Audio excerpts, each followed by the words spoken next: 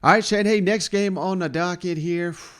Man, South Carolina 30, Texas A&M 24. Barn And burner.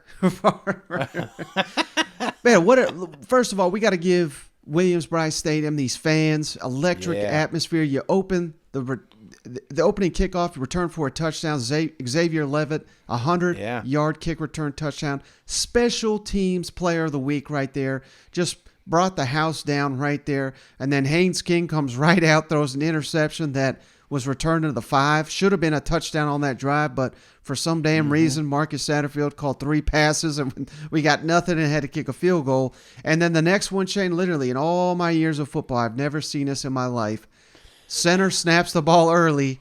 Quarterback walking up to talk to him, hits the quarterback, Haynes King, in the knee, and goes flying to South Carolina's defense. They scored a touchdown on that. So this is 17-0 right out the gate.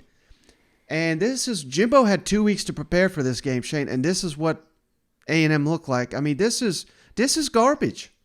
Yeah. No, I think I would like to give. This is Beamer ball, by the way. This is what we talked about. We heard it several times during the game. You know, if you were doing the shots, you were schmammered probably after the first quarter. But I want to give the special teams to the entire South Carolina staff, not just the kick return, but that damn punter, man. Yeah. I mean, he's kicking 50-yard bombs every single time, and just about every one of them pinning them inside the 20. So Yep. I think that's an X factor that, Texas A&M had trouble getting on that side of the stick. So yeah, this was an ugly start for an Mike. I told you I'm never betting on A&M. I'm surprised is Jimbo even fired yet? I don't even know. They better be squirreling away their money. And I'm trying to be positive, Mike. I told myself I wouldn't, but they pissed me off because South Carolina gave them so many opportunities to get back into this game. Yeah. And they couldn't do it. They couldn't do it. It's like, nah, I don't want it. I don't want to win this thing. This is good. But I will say 12th man was in Columbia, man. That place was freaking rocking. Yeah, I mean, what a performance by them. First time ever, Shane. Shane Beamer's got a 4-game winning streak as South Carolina head coach. He's my SEC coach of the week. I love the fact that you give out Kai Kroger, the punter, love. So let's add him to special teams player of the week. Yeah. I mean, he deserves it. He's been outstanding. And how about this, Shane? This is what I was thinking about this morning. South Carolina is last season's Arkansas. Because they kind of came out of nowhere. Arkansas snapped the Texas A&M streak, the LSU streak, the Missouri streak. Now South Carolina's doing it, man. We're beating Kentucky. Yeah. We're beating A&M. And I'll just go out and say it now, Shane, because it was a slow window. There was only one game in the noon window. Yeah. Clemson ain't shit. We're beating Clemson this year. We're going to end the year snapping another streak. That's just what South Carolina is this season. I think if I'm a Gamecock fan, I couldn't be more fired up with this 5-2 start to the season. Brother, it ain't got to be pretty. It ain't got to be pretty. And that's what I kept saying at the end of this thing.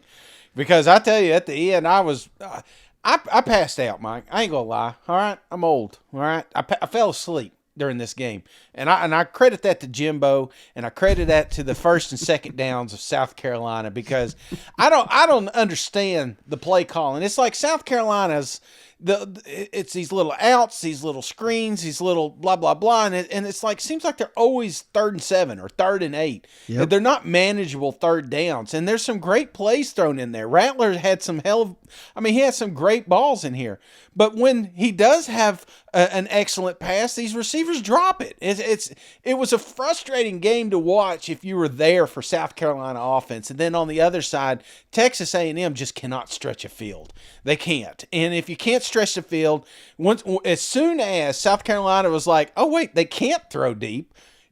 Let's load up this box. Let's get Achane down, and let's just close this thing out. And that's what happened when Texas A&M got that running game pulled from them. They just fell apart. So it blows my mind. The offense, the defenses, they deserve awards, both of them. I think Texas A&M. The reason that they didn't lose this game by 40 points was the fact that this defense kept South Carolina from moving the chains. But Yeah. all in all, it was a victory for South Carolina. I don't want to take that away from them because we kept seeing all the streaks. Jimbo hasn't lost from here. Texas A&M hasn't lost in this many years. Blah, blah, blah, blah, blah. The streak's out. South Carolina is now 4 in a row, and that's what matters. Yeah, and you mentioned South Carolina struggles on first down, Shane. 3.3 yards is what they averaged on first down. That's just dreadful. They threw it 8 times on first down and only completed 3 of them. They were rushing for 4.4 yards per carry on first down. They got this beast of a running back, Marshawn Lloyd. They ended up giving him a lot of carries in the second half, but Spencer Rattler, 12 of 25 for 168. Prize Picks, brother. I said under 18 completions. That was a gimme right there. They were begging you to take that. And let me ask you this, Shane, because like you said, we're on a 4-game winning streak. We're all fired up.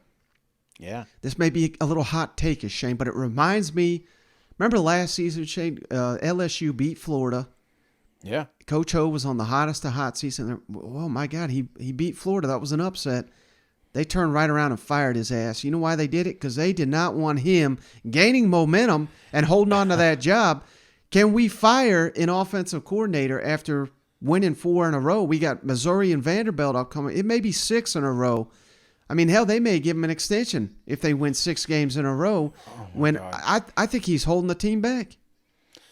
We can't be the only outlet saying this, Mike. Really? Well, I follow a lot of South Carolina fans, and I see the frustration with them. They don't, and Beamer, surely, because this is one of the things that drives me nuts is every time I see Beamer, they want to talk about his pedigree.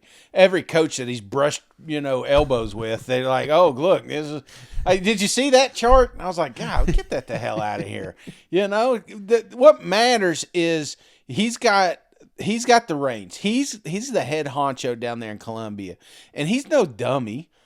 Somebody's eventually got to say, you know what, this offense is not working. But then part of you is like, well, we are, 4-0 here. So, right. and there's a chance. So I think it's that devil in your corner. He ain't going anywhere, Mike. He would have been fired a long time ago. You're riding Saturday. I mean, he's going to be there for the rest of the year. Mm-hmm. But when we look back at body of work, I think, over this offseason, somebody's going to say, maybe it's his daddy, just says, come on, son. He goes, I know you like the guy, but you got to fire his ass. Let me show you all the people I fired up in Virginia Tech. All right. Doesn't mean you can't go back to his house. You can't have him over for family dinners, but right. It ain't working. We need to try something different. And what's going to happen is frustration from the offense. Rattler, say what you want. The kid's mouthy, and if things don't keep going his way, I guarantee he's going to voice his opinion at the end of the season and try to get an OC in there that can cater the offense around his talent, and his desires.